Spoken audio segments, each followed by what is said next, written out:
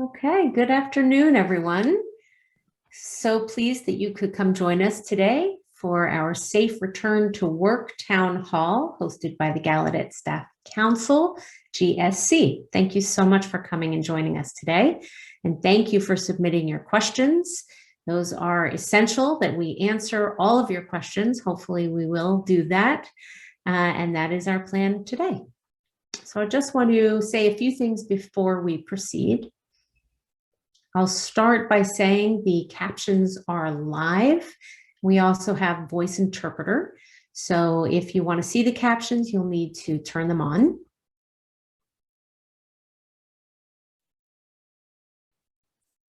Secondly, we will be showing you each question.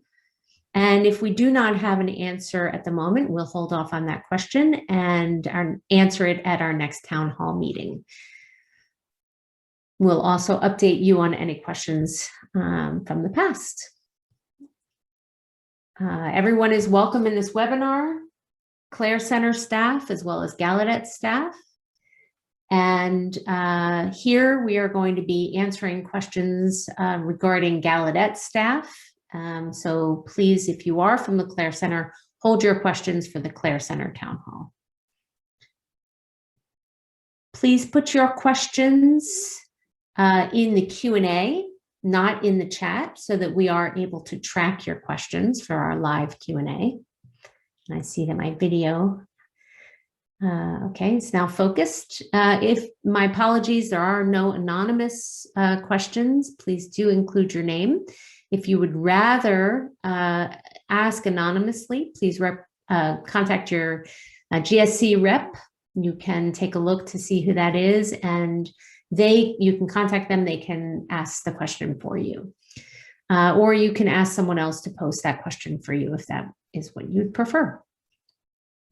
Remember, this is a fluid meeting, meaning that, and this is a fluid situation, meaning things change very rapidly. So we may not have all the answers just yet. And without further ado, we will go ahead and begin. And thank you again to everyone who is here. Hopefully we will answer all of your questions. And we really appreciate all these folks' time. They have taken the time to prepare for your safe return to Gallaudet campus. So thank you to all we have listed on this screen. So today we are going to be covering three things. The first is general information on your safe return to work. The second is answering your submitted questions, and the last will be a live Q&A. Our goal is to begin the live Q&A around 1:30 after we have answered all of your submitted questions. So I will hand the floor now over to Dom Lacey to begin. Thank you.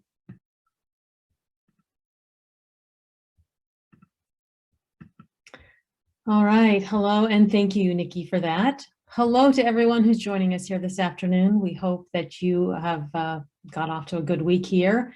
I understand that classes are near ending. This is the last week of courses, and everyone's getting ready for commencement that's upcoming, and also planning for the summer. Today's discussion is really focused on how we can return back to our campus. You know, everyone has been working remotely as a result of the environment we're in with COVID. There have been a lot of new changes that we experience on a daily, weekly, monthly basis around vaccines and the like. So we hope to be able to address some of your questions based on the latest information that we have and the continuing evolving environment as we understand it from our public health experts. One thing I wanted to remind everyone of is that in March of 2020, we were on Gallaudet's campus. I'm losing track of my years here. I guess it was March of 2020. That's when we saw the first occurrences emerge of COVID and instances around COVID. And then suddenly we saw where people were shutting things down right and left. Folks were told to stay home. University was asking students to go back to their home environments, and I remember sitting in the conference room, gathered around a table in College Hall, having in-depth discussions as to how we were going to go about making decisions and how we might be able to manage the situation we found ourselves in. Through that process, we established 8 guiding principles to follow. These 8 guiding principles that you see here continue to guide the work that we do. They continue to guide our decision-making process. Just take a moment, if you will, and look at those.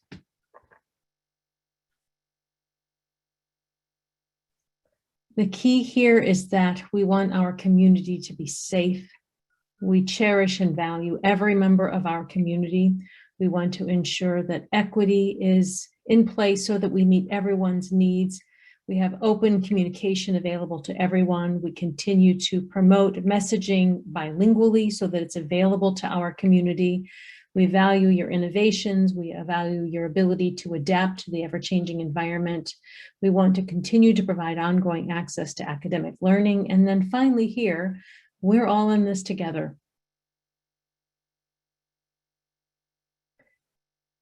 So with those guiding principles, we wanted to move forward and talk a bit about the safe return to campus, starting this summer and then continuing through the fall.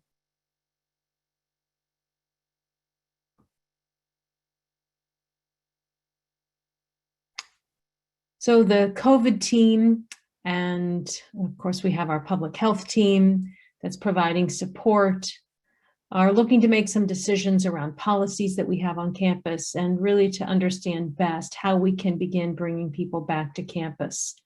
There are a lot of things we've had to look to in terms of just our physical location, including our buildings, our facilities, the landscape of our campus, health and safety issues, pardon me for a moment. Pardon me, sorry about that. And then also, what will student life look like? How will we manage our academic learning? What will the community experience back on campus? So all of these different aspects that you see listed, of course, are not all exhaustive. There's just kind of the high level areas that we are considering and the activities that we want to explore to better understand, for example, with our physical building, what kind of modifications do we need to be made to the windows, for air systems, for signage, and the like. So the team within different departments have spent a lot of time looking at all of these different aspects of our campus community. And we're continuing to work on looking at all of these areas, continuing to focus our work to prepare everyone's safe return to campus in the fall. Now, I will touch on some of these main areas that you see here on the slide. The first one here being around testing. As we know, when it comes to testing, it's critical for us in order to be able to just move forward. Without testing, without having access to reliable testing, it doesn't allow us to monitor our community's health and safety. So we want to be proactive in terms of how we address the future challenges as they evolve around this. And we're working with a consortium. We've come up with a partnership that's allowed us to provide testing on campus. We fully expect that testing to continue through the summer and as well throughout the fall.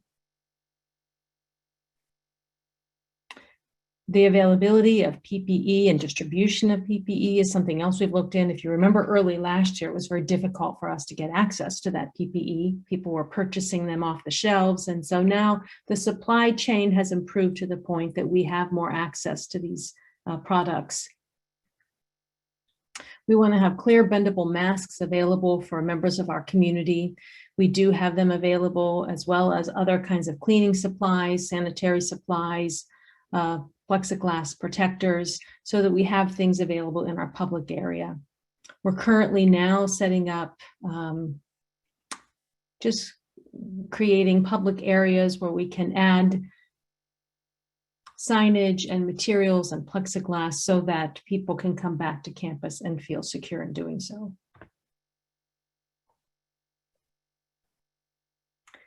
We're working to improve our signage, always looking to see the signs we have and what we can do related to that.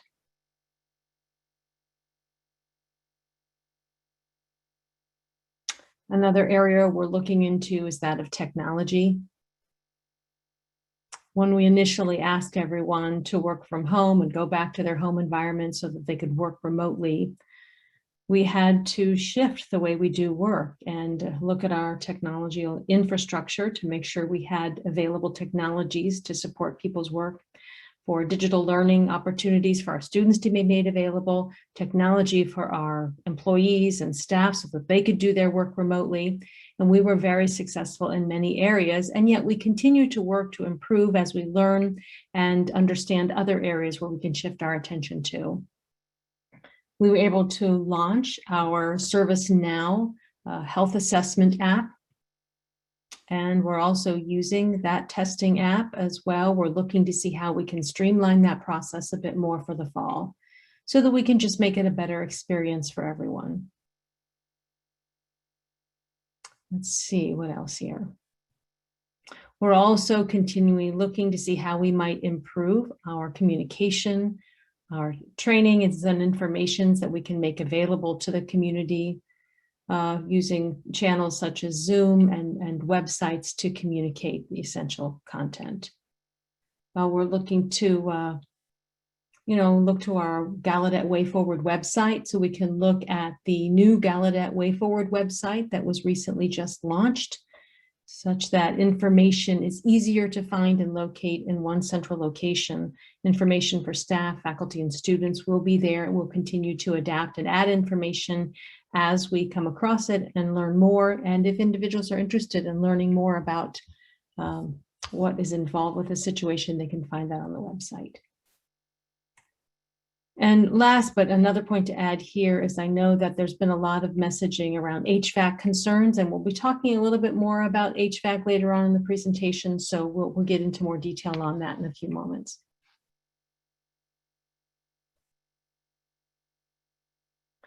So thank you for advancing the slide. Right here on the slide, you see some mention about how we are regulated by certain guidelines. Gallaudet is affiliated in certain ways. Of course, we're situated in DC, so we have to comply with DC guidelines and also those with the CDC. So we're also members of the consortium. Gallaudet is a member of a consortium of universities where the university presidents come together and talk about how they can support one another. And we look to the DC public health agencies for guidance as well, and the CDC. So there are many different aspects that guide our decision-making, that impact what we do.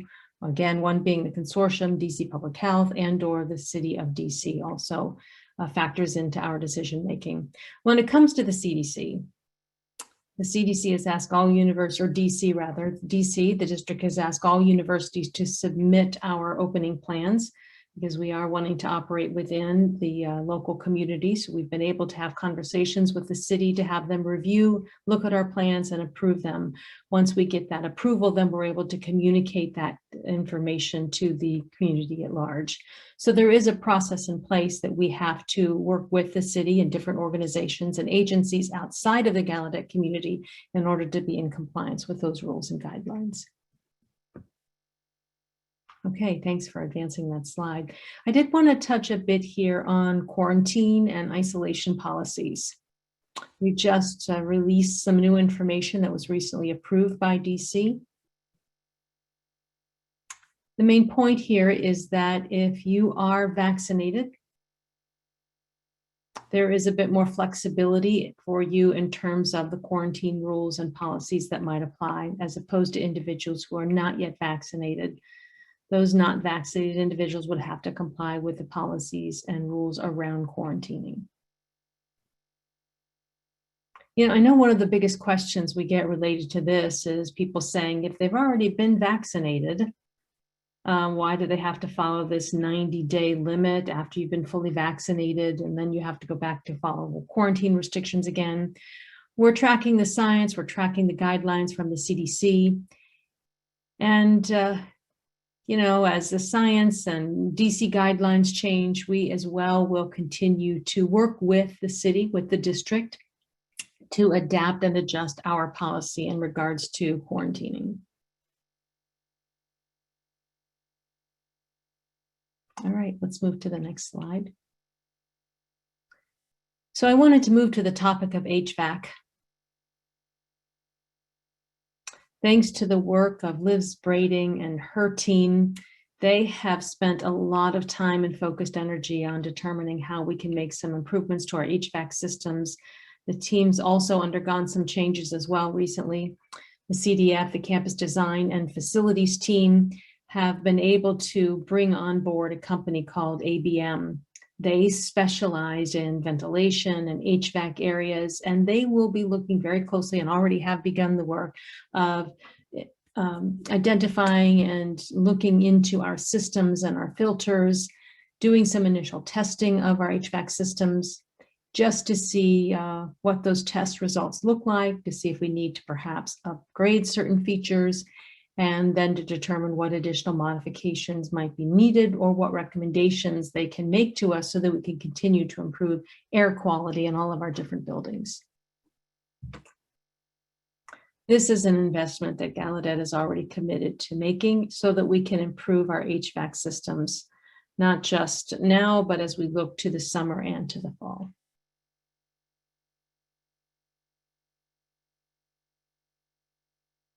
In terms of the specific work that we're doing, the first thing, ABM has come to the campus, and initially they were looking at air quality, doing an air quality assessment in different buildings. That information, of course, helps inform us so that we know the changes that might be need to be made with our filters. We may better understand what are some systems that need to be changed and upgraded.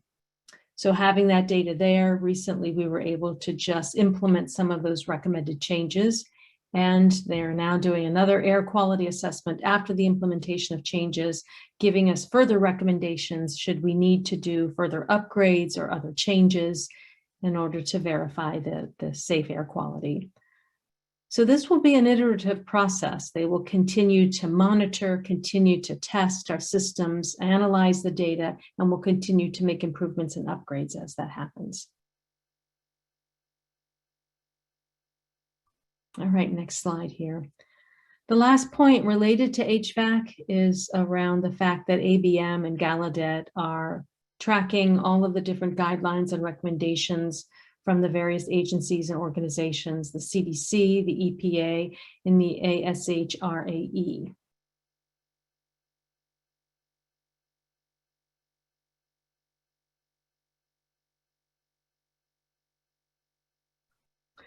So that ends my presentation for this town hall. I know that we're going to go back now to Nikki, and I think there are some questions that have already been submitted. We will respond to those questions and then take other questions here live from members of the audience who've joined. Thank you so much, Dom. We really appreciate your presentation. Thank you.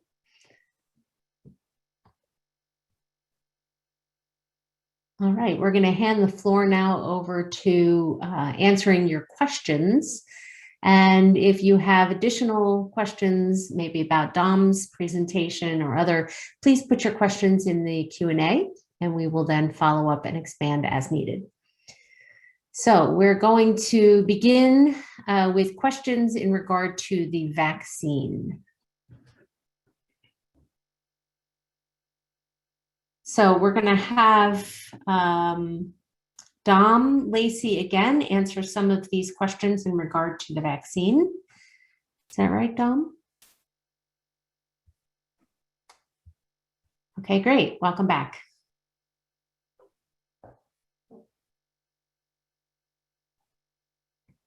So these are some great questions in terms of, will vaccines be required for everyone?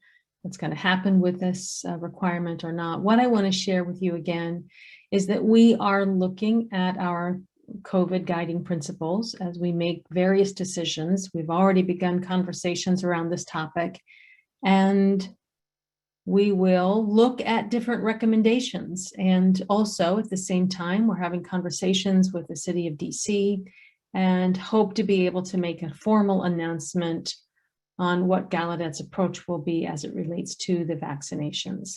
You know, one thing I wanted to encourage all of you to do is, regardless of whether or not Gallaudet requires it or doesn't require it, I do want to personally encourage you to get vaccinated if you haven't done so yet. We hope in future webinars that are to come, we will be able to provide more information specifically on what are the vaccine options that are available to you, what are the pros and cons related to vaccines, and how the vaccines really help protect us and our community. Again, this goes back to the goal of our protecting of our community and looking to see how we shift ourselves to this new norm. I know everyone is looking forward to the day when we no longer have to wear masks. They're very awkward to wear and to use. There are many disadvantages that come as a result if we don't do our best of getting to herd immunity and protecting our community in doing so.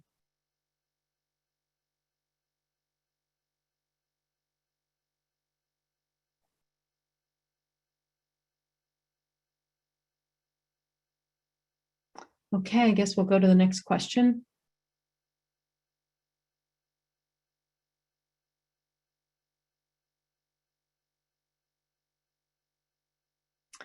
A similar type of question here. Yes, many universities have already made announcements around this topic.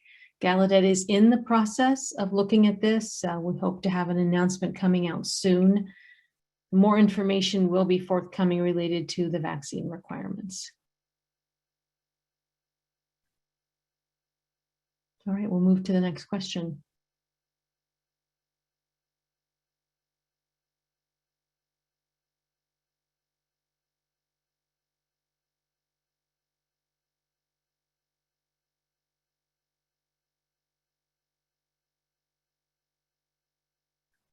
So this question is related to quarantine. If you're vaccinated and go out of state, the quarantine rule has changed from 14 to 10 to 7 days.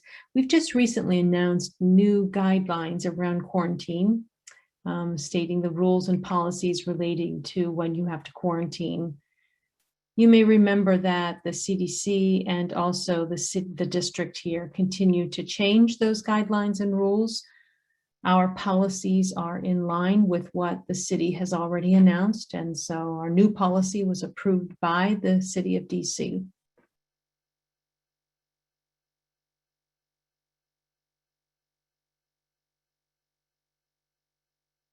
I'm looking to see, well, I guess we're on the next question. I didn't know if anyone else wanted to respond.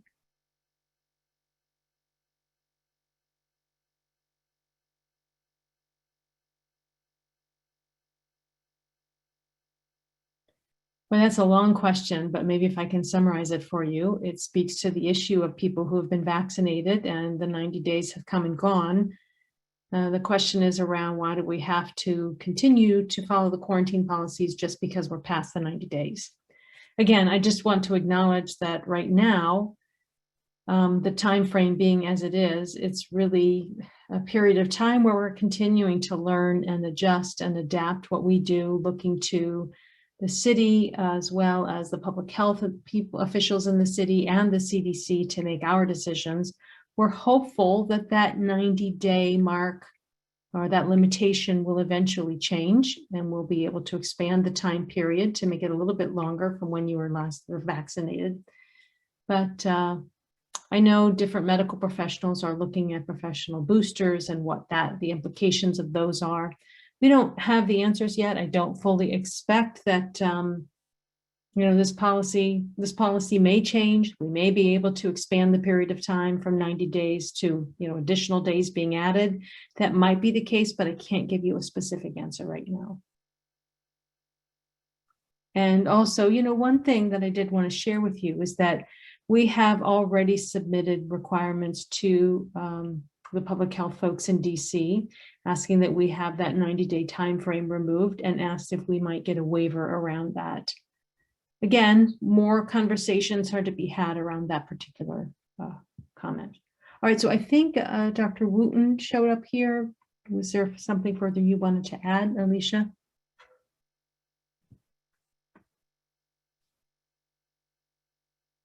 Yeah.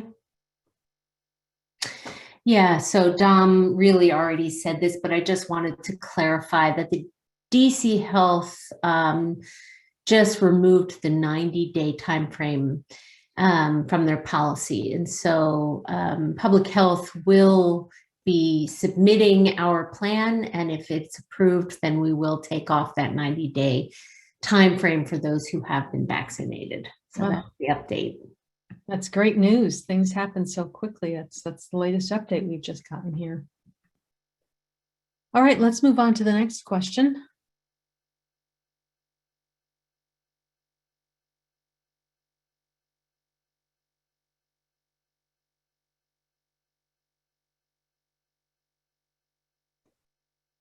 So can I give this question to somebody else to respond to? Oh, Davina. Okay, I'll turn it over to you. And we want to make sure you're spotlighted, so just give us a moment.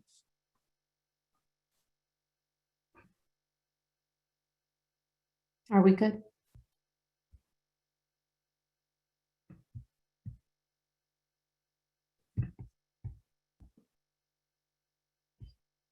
Okay, thank you. So this question is regard to anyone coming to campus and whether they are required to get tested even if they're vaccinated. And the answer is yes, because it does provide immunity to yourself, but the testing is to make sure that you're not spreading it to anyone else, because you're still able to spread it, and we don't want that on campus. So it does apply. And then the question is, does it apply to contractors or any visitors to campus? And we are following up with individual contractors and companies to make sure that they hire people who are testing for COVID on a regular basis. So does that answer those two questions? If so, we can move on to the next slide.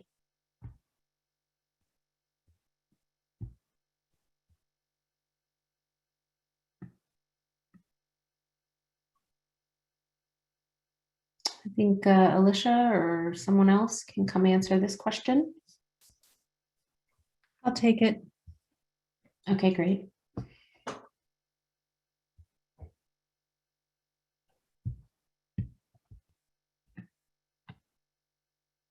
So the first question relates to the topic of testing, and will students and employees have to be tested in the same way at the same amount of time? So unless we get new information, tests will apply to anyone and everyone who comes to work or lives here on our campus. Again, it's so important for us as part of our monitoring process to have this done. Now, we might make some adjustments as to who has to be tested and how frequently we do the tests, but for right now, we will continue with weekly testing. That is very critical to ensure that our campus is safe. SHS, Student Health Services, will, let me start again. As you are aware, we are working in a partnership through Shield T3. And this is a company that will allow us has provided us with testing capabilities. The PCR tests that are the nasal type tests are not the ones we give here at Gallaudet. We instead have saliva-based tests that are offered through Shield T3 that creates a better experience for our campus community. It again is saliva-based, and also it's a bit more or less invasive than the nasal swabs. Shield T3, we're working with them to make sure that we have different collection sites around campus so that we can collect the saliva tests and then send it to the Shield T3 trailer, which is on our campus. The trailer that's on our campus right now doesn't actually just test for Gallaudet community members, but rather we've partnered with several organizations like American University, Baltimore City Schools, Catholic University is using these testing services as well, and a couple of others. So they are able to process about 10,000 tests weekly, and they can actually scale up if that is necessary. The last question here is asking us to provide some rationale as to why our rules and policies are not aligned with those of DC Health. The rules and policy change very quickly to date, that if DC Health has an update to their policies, then we in line work through the consortium, come to agreements there, and then we will resubmit our plans. And the lead time for DC that's needed in order for them to review our plan and approve it. Once we've gone through that process, then we can institute a new policy once it's been approved. So that's the drawbacks of living and having Gallaudet within the DC community. We are part of the city, and so we have to follow the DC Public Health process and make sure that they are giving us all the approvals and that they do so for everyone who's part of the city. All right, I think I've answered all of those questions and we can move on.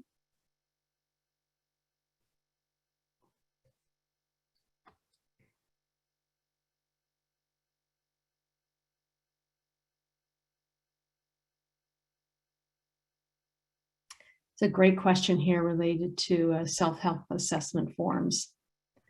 So again, we have just changed our policy and guidelines around quarantining. And we're now looking at a new policy related to vaccinations. So with that, that will influence our thinking around our self-health assessment.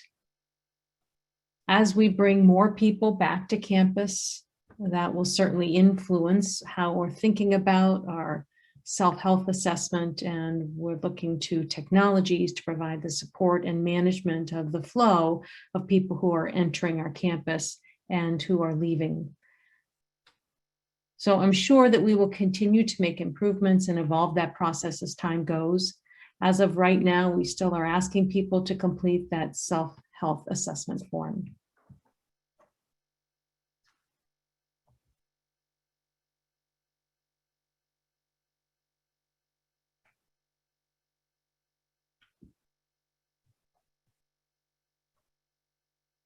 These questions are a little bit difficult to read, but it looks like all of them pertain to mask wearing. The main point here in a response is that as of right now, when you are on campus, we do require everyone to wear their masks.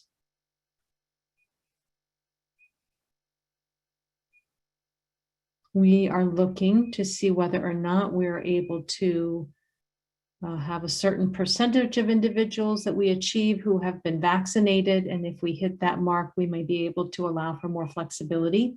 We may be able to have people take their masks off in certain situations, but we're talking about what that then means for our community. And if we are able to achieve that particular percentage of individuals who are vaccinated or above and beyond that, the policies might change. But for right now, the policy remains that everyone has to be masked indoors. If you're in a private space within your office, you may remove your mask, but the general rule of thumb is the mask should be worn at all times.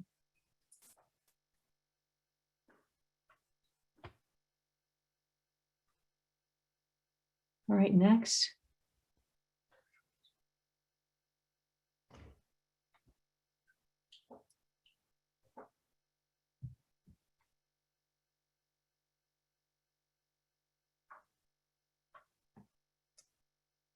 All right, here's a couple of other questions. Davina, could you answer the first question, and then maybe Liz could respond to the second one?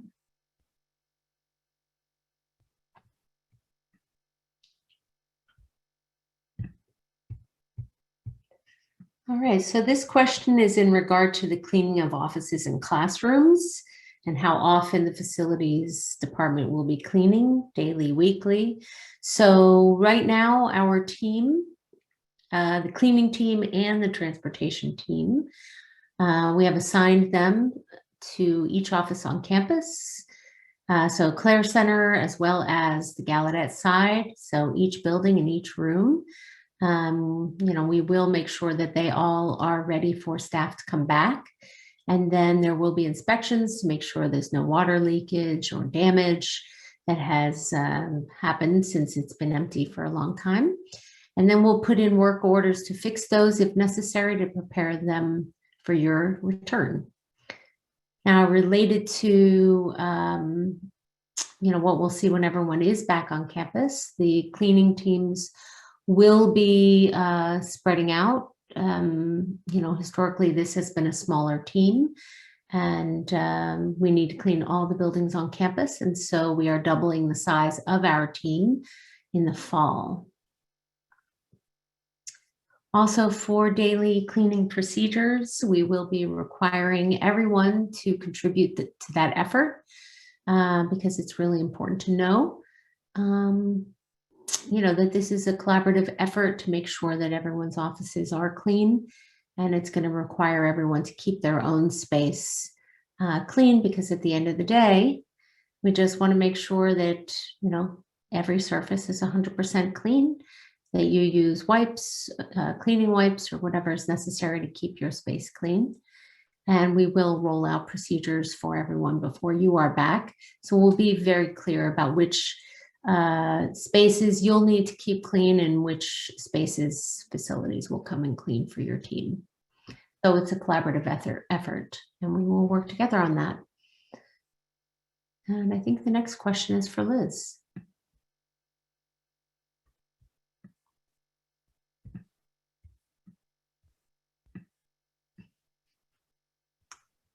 All right, hello everyone. So there's two parts to this question. It talks first about air quality. I think Dom's already mentioned that we are doing an air quality or have done an air quality assessment. And what that entails is that we're measuring a couple of things. One is temperature, the other is humidity, percentage of outdoor air, level of dust, pollen, bacteria. So all of these different factors are measured, and then we get the data from those tests, and that allows us to make adjustments to the HVAC system accordingly. We are trying to meet acceptable levels in all of those areas, meeting all of the criteria that I just mentioned. And just to give you an example, we're able to make some adjustments within the system to pull in more outside air. Or we may be able to add a UVGI, that's an ultraviolet germicidal radiation. We can add that device to the system to keep the air clean. So there's lots of different options for us where we can make improvements. We will continue to do this work throughout the summer.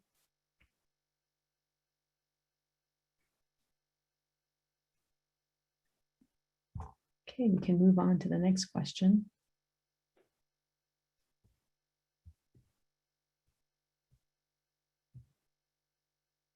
Okay, I guess this one's for me again. This question brings up the issue of mold. We take mold very seriously and always have been. It's been a chronic issue. I know we've worked diligently to address issues of mold in some buildings, especially now with COVID. There are many buildings that have been dormant for some time now, and there's opportunities as a result for mold to grow. So we're addressing that and looking at all of the buildings to make sure that every building is addressed this summer, that we're able to remediate any mold issues that we come across. Old carpet, if that's a concern, just submit an order to facilities and make a request for carpet replacement or repairs. Let's see, what's the next question here? We have already begun installing several different places, putting up plexiglass barriers throughout campus, especially in those public spaces where there's a lot of transactional areas on campus where people come together, like, for example, the DPS front desk, cashier's office, HR front desk, the dormitory front desks. The post office is another example of a place where we've added plexiglass. If you have a specific request for our installation of plexiglass and adding that barrier, please submit a work order request to facilities in order to have someone come review and evaluate your request and then work with you to figure out what the best approach is from there. That same holds true with hand sanitizer dispensers. We have installed them around campus in several locations, but if you identify a space that's in need of one, just reach out through a work order request. All right, we'll move on.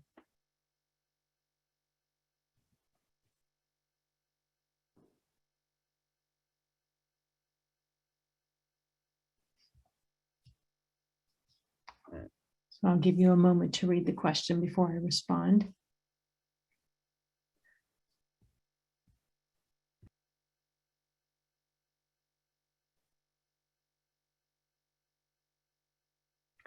Okay, so how do we guarantee good ventilation?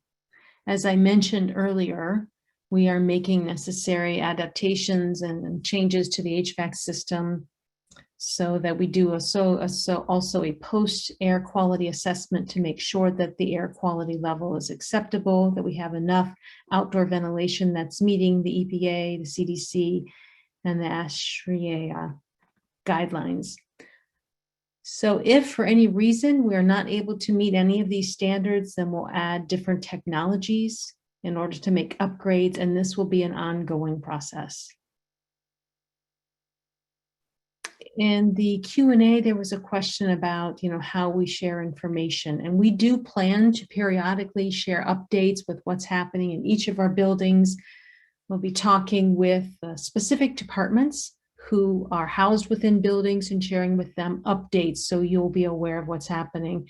And you always can reach out to facilities@gallaudet.edu if you have any specific questions. We're more than happy to answer them.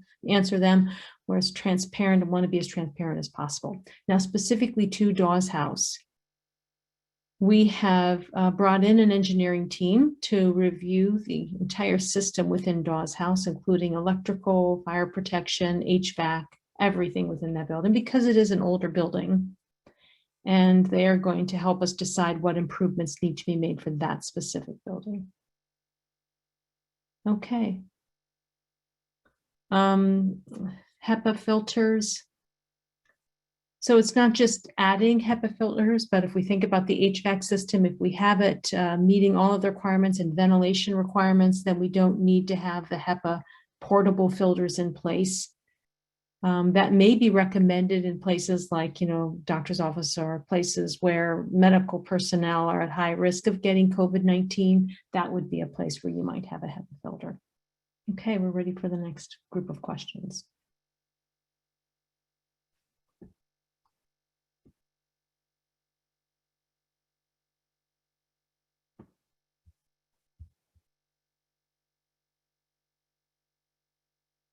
I'll go ahead and let you read the question first.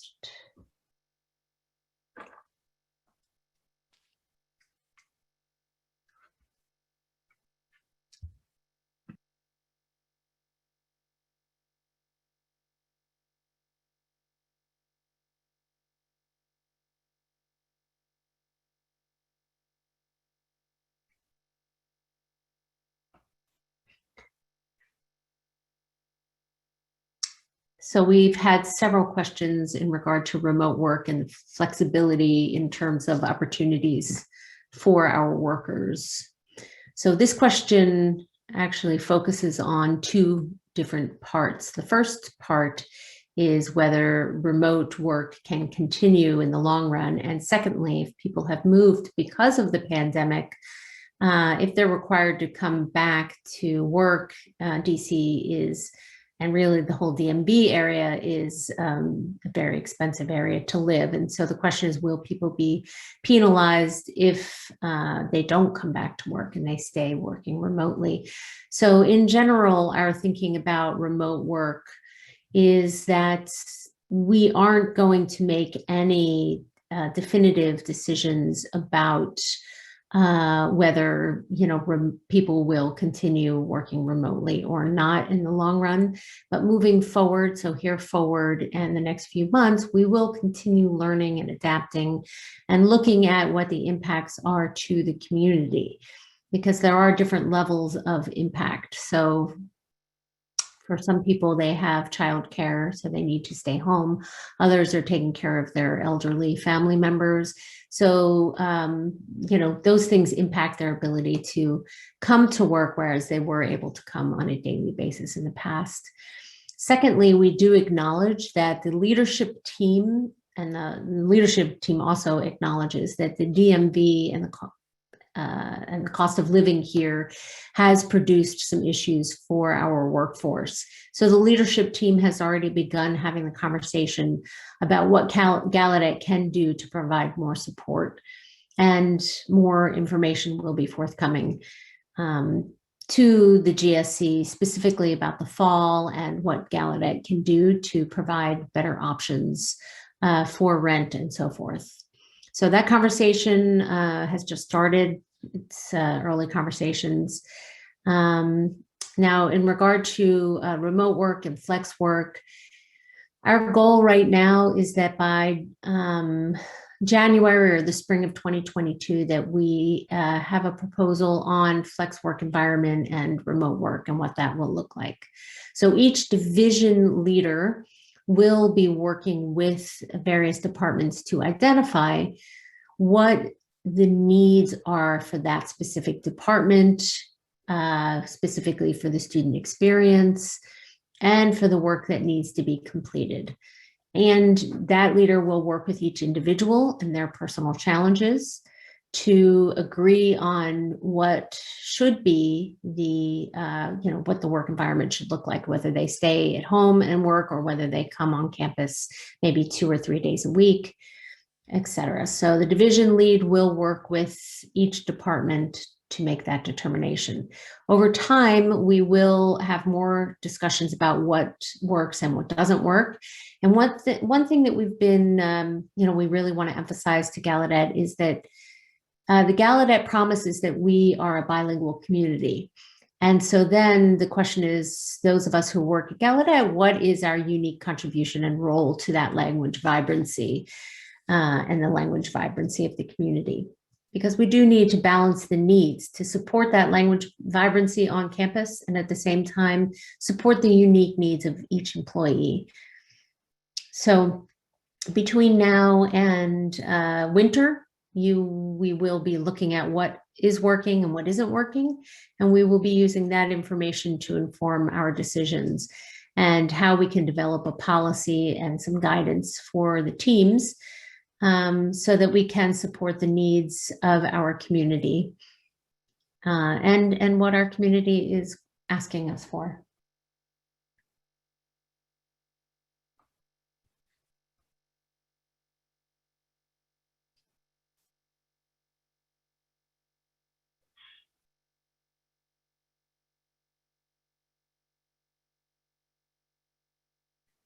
We can read these next questions.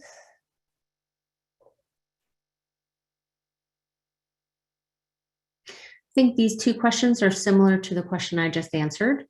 And again, each division and each leader will be working with their respective departments to make that determination for what level of flexibility they're able to provide.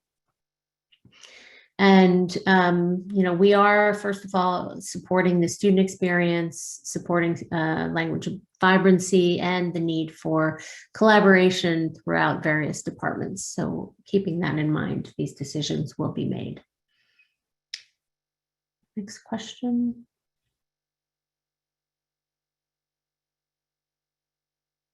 And I'm going to hand this over to Dr. Wooten.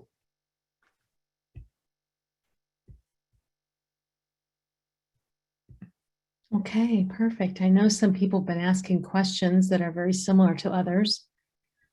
What if you have a common cold and you're now not able to come to campus because you have a common cold? Well, unfortunately, it is the case that we recommend if you're feeling a little bit ill or you have symptoms similar to COVID, that you remain at home and work remotely. We hope someday in the future, we will be able to return to our previous normal where we would be able to just work through a cold and still be on campus. But for the time being, given the situation, if you are feeling as though you have a sore throat or a runny nose or stuffy head or headache, if you're displaying any of the symptoms that are similar to those of COVID, we do ask that you stay home. And then the next question is asking, if we do have an outbreak on campus, what's Gallaudet's plan? Will we shift to remote work again? Well, again, the public health and safety team are in deliberations and discussions about, what we're going to do. We're working with DC Health and also the DMV Consortium to better understand what approaches they're taking, always wanting to make sure that we're in line with those approaches and protocols. Our goal is to keep everyone safe on campus. So if there is an outbreak, then of course we will have to have a plan in place to address that issue, and we will have that available by the time we get to the fall. All right.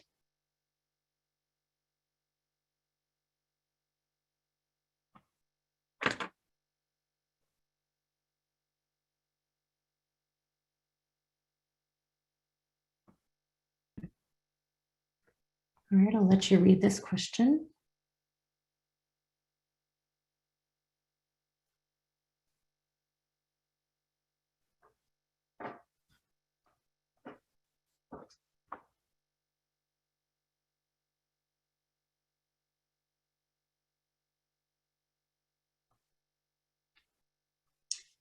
So this is another similar question related to what we have talked about. This is about families who have childcare needs and have trouble finding childcare for their children. And at the same time, they are being required to return to work, and how will that be handled? The second part of the question is if a family has kids at home under 16 who haven't been vaccinated, if they're at work and then they are coming home and interacting with an unvaccinated child, what can we do about that? So again, I talked about flex work, and this is where it's really going to require dialogue, conversation with your manager, your supervisor, just to have these types of conversations, because we do understand this situation and we need to see how the university can best support each individual, because each individual needs are going to be different. Some are, like I said, are taking care of elderly parents, others young children, and the needs there are very different. So again, this is going to require flexibility on your part, some compassion and sympathy, empathy, and some real conversations about what we can do to support one another. And I fully expect that in the fall, this will be challenging for many of us. But again, I have full faith in our leadership team and our ability to support all the various teams at Gallaudet and all of your needs. So if you aren't able to address this issue, please do go to your division lead, the division head. You can go to myself, the provost, the dean of student affairs after that, just to help resolve your specific situation.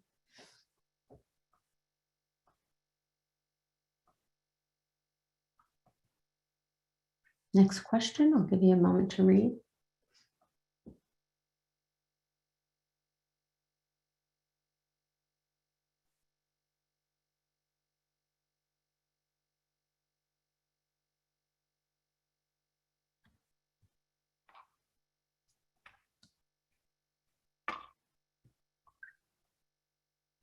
So this question is in regard to public transportation and those who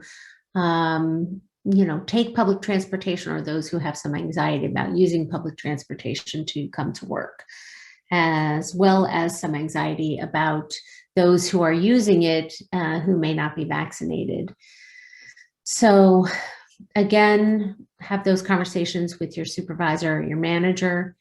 Have a schedule in place, so maybe you're not traveling during peak hours, so that there are different options. If you have a unique situation, have a conversation with your manager to talk about what will work best for each of you. One thing that we are doing, we're working with Gallaudet Transportation Department, and we are looking at the possibility of shuttle buses and what we can do to present some options for those who want to travel to campus. And maybe we can then support some safe transportation from the train station to the university. So we are looking into that right now, and hopefully we'll have something in place by the fall.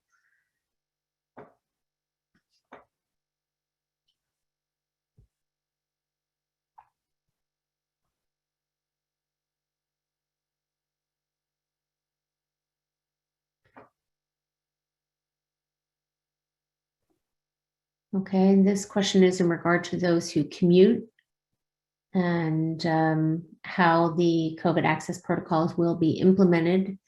And again, we are looking at the process, the policies, protocols to help us bring back more workers onto campus, more people onto campus.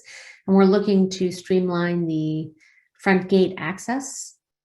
We're also looking at how we can improve the health assessment tool to streamline that access so that when you do go to the front gate, we'll be looking at streamlining that, and new student orientation will also be dealing with that so that the time there at the front gate is lessened.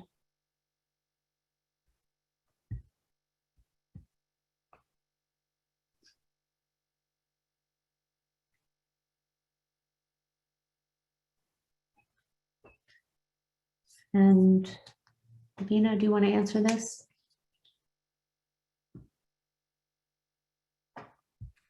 Okay. Okay, so the question here is related to the ServiceNow app. Up until this point, we've worked very well with the GTS team on continually improving and adjusting and fixing the system. So if anyone has suggestions or would like some assistance or providing feedback to us, input, please be sure and email us at coronavirus@gallaudet.edu with any suggestions or ideas that you have. We'd be more than happy to include you in that process.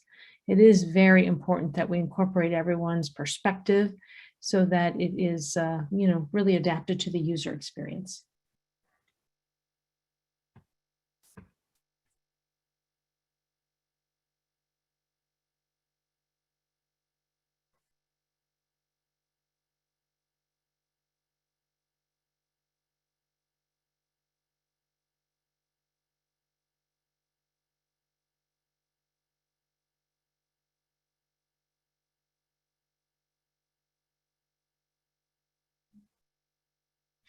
We have many people who, will be working on campus and have been working on campus regularly, and are vaccinated. So how can we help them get involved in a campaign to talk to their colleagues and others to welcome them back to the campus safely?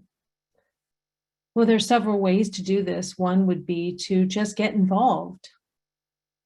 The more people that are involved, the better it is that we can really help show others that, we can work safely on campus. So you can email coronavirus@gallaudet.edu if you're interested in volunteering and getting involved in this effort. We will find various opportunities to get you involved in this campaign and just ease other individuals back into the return to campus, making them feel more comfortable and safe and also ready to return to campus.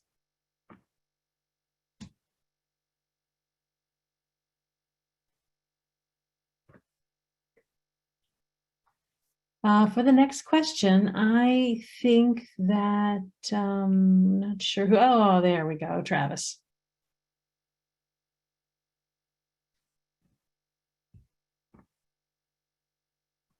Great.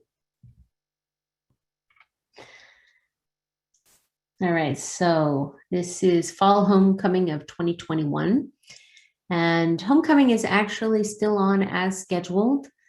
But when I do say that, I'm talking about the athletes and the student homecoming. The GUAA has already made the decision to support the executive team in converting their alumni homecoming to be virtual. And that is because they couldn't envision, bringing 2,000 or 3,000 people on campus this fall. So it's easier to separate the alumni events, which can be virtual, and with the student events, which can be on campus for our student athletes. Thank you.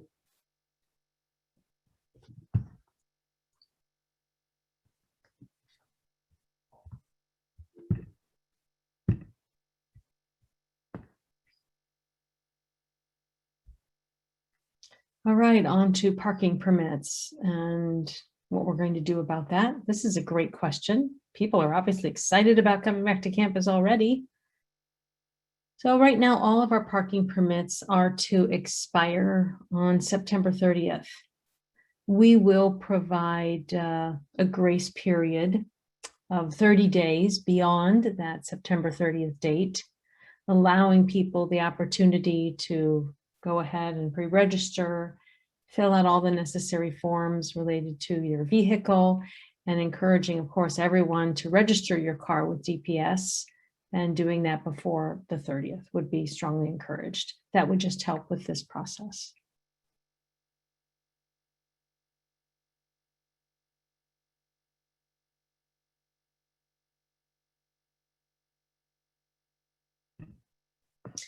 Okay. Thank you so much to everyone who submitted questions and all of those who answered those questions. And now we will move on to our live Q&A, and we have so far 24 questions that you all have submitted, so we will try to answer those right now. And Andy, if you could turn off the PowerPoint, please, we'll go ahead and get started on that live Q&A. So the first question: if one is indeed confirmed to be COVID positive, will we be notified if that is the case? And will we have an option to either go to work or work remotely? So is that something that we can decide ourselves? Alicia? Do I need to wait for spotlighting? Oh, looks like we're good here. Okay. So what happens if someone tests positive? We are doing on the contact tracing team, reaching out to that individual and determining who it was that they had interacted with. And in finding that information, we'll contact individuals who may be considered to have been in close contact. The public health team will then encourage those individuals to stay home or direct them that they're okay to go back to work.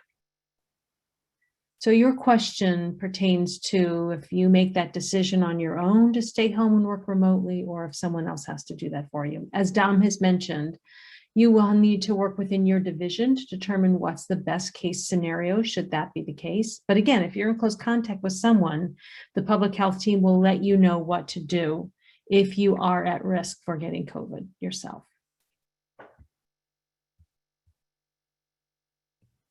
Great, thank you so much, Dr. Wooten. The next question is, how can we actually get the materials for this presentation? So this webinar is actually being recorded, and when we are done and we close out, we will send it out to those of you who want to look at it again, or those who've missed it and want to view it. So hopefully that'll go out this week. If not, Monday at the earliest. So moving on to our next question, and this is in regard to the HVAC. So after initial assessments are made, will we be notified of what the assessment's findings were for each building and what improvements will be made for each building? Liz? I think that question was perhaps answered earlier, and I may have responded to it, but let me go ahead and say this again. Yes, we do plan to give periodic updates that will be shared with individuals. The Chief Operating Officer, the COO, will be sending out weekly updates. This is relatively a new practice, and so we will be including the HVAC update in those weekly updates that are sent out, I would say probably monthly. High-level information will be shared there, and in addition, we'll also be sharing with specific departments any work that's being done in the building that they are located in. Thank you, Liz.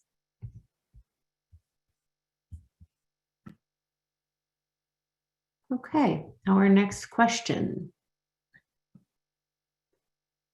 So, do we know what percentage of employees have already been vaccinated? And how are we going to keep track of who has and has not been vaccinated? Davina? Right, so do we need a spotlight? Oh, okay, okay. So up until this point, we've been collecting information about people who have been vaccinated. So if you have been vaccinated, please send your results to shs.results@gallaudet.edu. That way we can keep track of that information. And we'll keep that on file so we can then track the percentage of staff and students. And we know every day continually people are sending data to that website. So just get us a copy of that vaccination card. And we are actively tracking anyone who is vaccinated within our team, the Student Health Services team. So again, we encourage anyone who has not yet received a vaccine or is interested and wants to get one to do so through us. You can register for that. We have plenty of vaccines available for everyone, for students, faculty, and staff. Wonderful. Thank you, Davina.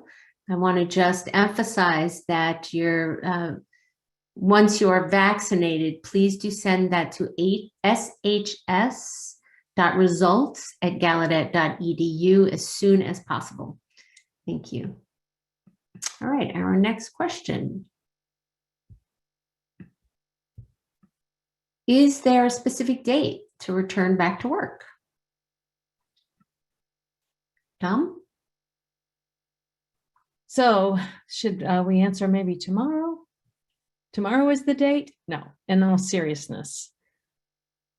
This is where a conversation needs to happen within your department. Your departments are looking at, well, right now, we're actually looking at policies and procedures for testing over the summer and summer school. So the priority right now for the departments are those that are focusing more on summer programs and those individuals who provide support for the summer programs. Those are the ones who are being considered to come back to campus, and departments are looking to see how they can balance the number of people who are on campus versus off campus. It will be a very slow process of return up until we get to the fall. We'll be sharing more information within your departments, and guidance will be received as to when specific people need to be back on campus, but the focus this summer will be on those providing support to summer programs. Dom, if you could stay. So in other words, their supervisor will know when they need to come back to work. Is that what you're saying? Well, they may not know right now. The supervisors, though, will have conversations within the leadership team to determine what would be the best fit for their team. Excellent. Thank you so much. Our next question. Oh, Jeff, did you want to add to that as well? Yes, I did. Hi, Dom. So I wanted to respond to Dom. And by the way, hello, everyone. I hope to all see you all very soon. Clearly, I'm at Gallaudet, as you can see by where I'm sitting here. It's nice here, I have to say. But I did wanted to respond to Dom that we are encouraging a visible presence in all offices within academic affairs. Because very soon, we will be having some prospective student visits to our campus. So that means financial aid would like to have, of course, somebody there, somebody in the registrar's office available. The provost office as well will begin ramping up to make sure there's at least one person there every day. So that way, if people stop by, there's actually someone there physical in person to greet them and to respond to questions they might have. So I believe we want to begin to encourage people to make a slow return to campus, and each group work together to support one another in this process. I know some areas have more challenges than others, but we want to do our best to be sensitive, caring, and supportive, and at the same time understanding that we are a university and we need to be open and operating. So this will be a process that is going to require patience and flexibility and understanding and a whole lot of conversations. I'm in conversation with my team. My team will be coming back to work. Then there's conversations that will happen where they have with their teams who report to them. We want to really encourage the Deffenstein Theater production that's going to be happening. There's 12 theater majors and 8 staff who are working in partnership with the National Theater of the Deaf, NTD. They are all here on campus right now. They'll be doing rehearsals in Elstad, face-to-face, by the way. So we are learning as a result of their experience. Then we have summer school where we'll have about 63 students who will be taking classes physically on our campus, with others coming as well. I think they'll be coming June 27th. So it's very exciting to see the campus now beginning to become alive again. So I hope that's helpful. I agree. Thank you so much, Jeff. Okay, our next question. So if we do not have to quarantine after travel, or will we be allowed to work remotely and not have to take leave for that quarantine period? Okay, hello everyone. I think it's important to know that if you are fully vaccinated, you are not required to quarantine. You know, the public health team has mentioned that earlier, but in the case that you're not fully vaccinated, the COVID team is maybe asking you to quarantine, then talk to your supervisor about the possibility of your being able to continue to work remotely during that quarantine period. Great, thank you. Okay, our next question. If members on campus are found to not be wearing their mask or wearing their mask incorrectly, what are the consequences of that? Are there procedures for reporting this anonymously if preferred? So Shana? Great, I want to make sure you all can see me. All right, hello everyone. Right, absolutely. We will have some instances, some cases where employees may not be properly wearing their mask or those kinds of things. If this is a repeated concern, reach out to me. I am the employee relations person, and I will definitely have a meeting with that employee or their supervisor to figure out how we can provide them the support they need.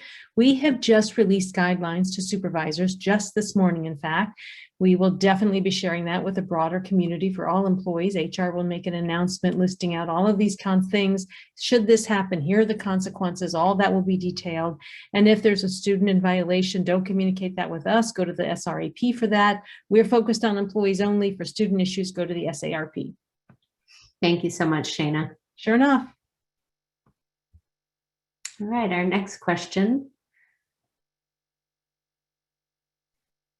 In regard to the shuttle service, are there any updates in terms of the schedule for the summer and fall? Davina? Okay, so the shuttle has been running Monday through Friday, restricted hours during the semester, and that will continue through the summer.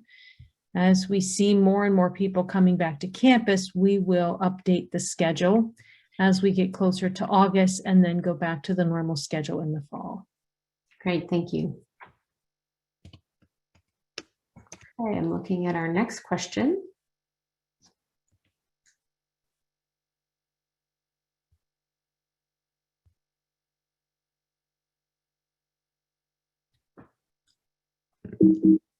So there are some questions that we have already answered, so we're not going to answer them again.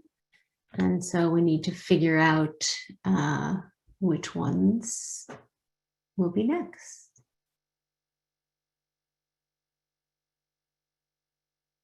So we did answer the next question, and that's about quarantining if you've been vaccinated.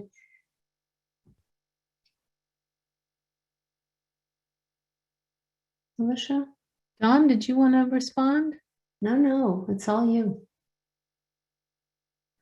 Okay, so if you are fully vaccinated, then you have, all of the shots, either 2 shots, the 1 plus the booster, or the 1 single shot. After 2 weeks of receiving that last shot, then you no longer have to follow the quarantine requirement. If you travel and come back, you don't have to quarantine. But if you've been in close contact with someone, you don't have to quarantine if you haven't been in close contact with someone. But should you start to feel some symptoms, maybe a cough or loss of smell and taste, those symptoms then would definitely mean that you would need to quarantine. Thank you.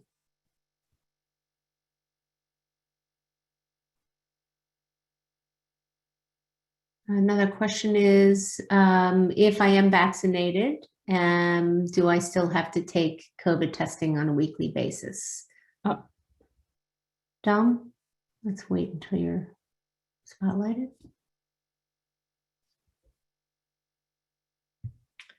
So I can answer the next couple of questions. If you are fully vaccinated or if you're not vaccinated, regardless, you still will have to take the COVID test.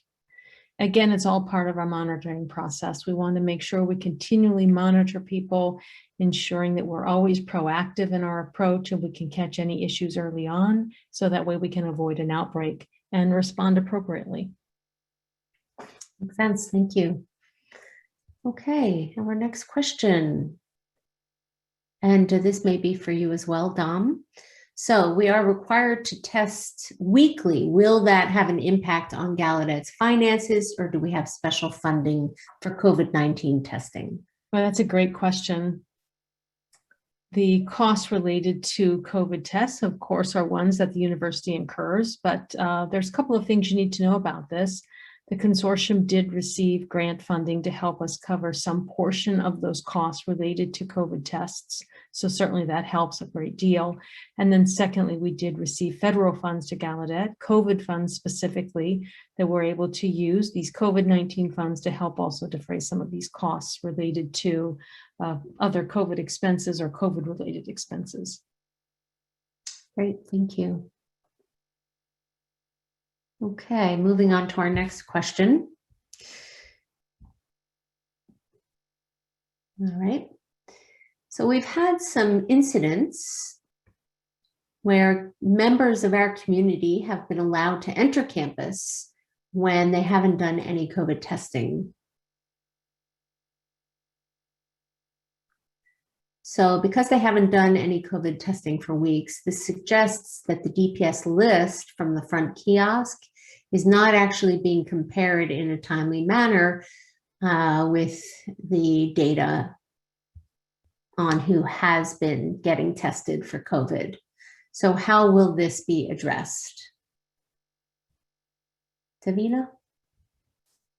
Yes, thank you. One of the things we want to make sure to emphasize is that all test results are sent to the SHS team, either through the T3 testing, we receive those results, or if someone doesn't feel comfortable having their test results sent there, or they get the test done from a personal doctor off campus, then we need to be informed. And all of that information will remain confidential. We don't share that information with anyone. We do have a tracking system, so we can, if you send information or you complete the test or not, that we do know. The tracking system, though, is not openly shared with everyone. So that's one part of it. The second part of it is I wanted to let everyone know that the team is really focused hard on seeing how we can, this saliva-based test is a new process for everyone. It's taken us a while to put things into place in order to protect everyone who currently lives on campus and then anyone who comes to campus. So we've already created a system now, but we haven't yet turned on the switch, meaning very soon we will turn on the switch, which means that anyone who doesn't comply with the testing protocols, the self-assessment won't work for them. So for example, if it's past 21 days and I decide to come to campus to pick something up from my office, if I've not submitted a test, the system will block me from being able to do my self-assessment until I submit the actual test. And I've met all of the requirements to be on campus. The system will automatically disconnect me from that, and we'll be turning on that system very soon, but we just want to make sure and forewarn everyone that up until this point, there's not been a lot of people on campus, but as we add more and more people on campus, we want to change the system to make sure that there's plenty of communication in advance so people know that the system will be turned on, because after that, once it is, everyone will be required to comply. It's an automated system. That's really important. So more information will be coming on how this will be set up. Yes. Great. Thank you very much, Davina. Okay. Our next question is, I'm concerned about coming to Gallaudet this fall. I have a very large family, and I don't want to come home and, get COVID from other employees and spread that to my family. So, do those who have families have special permission to work, maybe hybrid, come to work sometimes, work at home others, because it is a risk to our families? Shana, Christina, Dom, whichever one of you wants to answer. Christina? Okay. Yeah, I think And let's spotlight you. Thank Sure. you. I do remember Dom has mentioned earlier that that's the discussion you'd want to have with your supervisor around that particular issue. It's important to talk about your concerns with your supervisor. Both of you then can come to an agreement as to what to do for the summer and the fall. Great, thank you. Okay, the next question.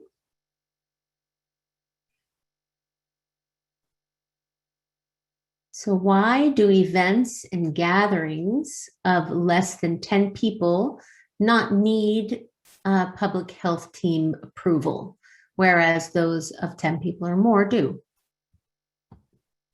Marcia?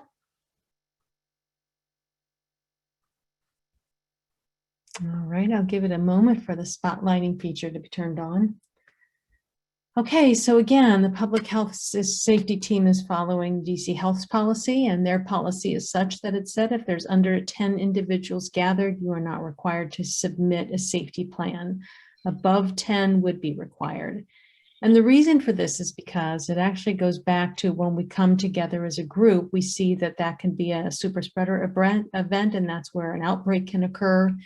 With under 10 people, there's less likelihood of COVID being spread to the group and beyond. And then maybe I could jump to the second question.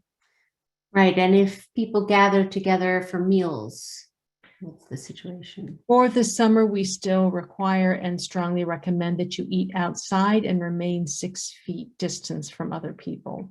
The fall, I believe the cafeteria and maybe marketplace will be open. And if that does happen, we will set the tables up so that they're situated with social distancing in mind, and we'll continue to encourage people to eat outside when the weather is conducive.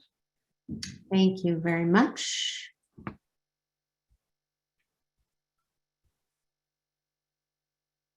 Okay, now our next question. That's great that hand sanitizer will be around the campus. But will deafblind students have a way to find those hand sanitizers? So is there any sort of wayfinding plan for deafblind students? Liz? Yeah, I think that that's a great question. I'm fully committed to accessibility, so I do plan to have you sit down with our office and have a communication with the representative from the deafblind community to brainstorm ideas as to how we can identify those locations. So yes, we will make sure that that's something that's done. Liz, if you could stay for the next question. So Liz has repeatedly shared that we are aiming to have acceptable levels of air processing. What are the different tiers of air quality measurement? And is there a long-term goal to improve beyond acceptable? Yes, thank you for asking that question. I mean, I could go into a lot of technical details here, but I can share with you a little bit more. When I say acceptable levels, that means that we meet the minimum number. What's the minimum number that we have to meet in order to have acceptable air quality in compliance with EPA and ASHRAE? The percentages of outdoor air also has to be maintained. We have to have 10 cubic feet per minute per person in a building. So we have to meet those levels or do better than those. So we want to at least, again, meet the minimum. Now, I didn't mention earlier that we're also in the process of replacing not all, but many of our air filters and upgrading them to have higher efficiency better features. That in and of itself will dramatically improve air quality such that it's much better than it ever was before. So we have to strike that balance between being able to filter in a way. The higher efficiency filters mean that they filter and trap more than 90% of dust particles, bacteria, and the like within the filtering system because it's a dense filter. And that helps us, of course, enhance the air quality as a result. And is it possible to make a video to demonstrate so that people can envision what you're talking about and how it actually works so that we can just make it visual? Great suggestion. Thank you for that. Great. Thank you, Liz. All right. So we'll go ahead and address a few more questions. It's 1:59 and it will be time for us to close. So thank you all for coming. Thank you for submitting your questions. We will have another town hall. The date is to be determined and we will send that out in an email. And feel free again to continue sending your questions. Use the same Google form that we sent out before. And, we will use the questions that have not been answered to answer in the next town hall. And hopefully in 2 or 3 weeks, we'll have even more answers for you. And if you are feeling the, urgency of getting your questions answered, please go to your supervisor, or you can go to coronavirus@gallaudet.edu and ask your questions. Again, this has been recorded, so we will send it out to the community for your review. So we encourage you to get vaccinated if possible, and so that we can all come back to work on campus and bring Gallaudet back alive again. See you all very soon. Take care. Be safe. Bye-bye.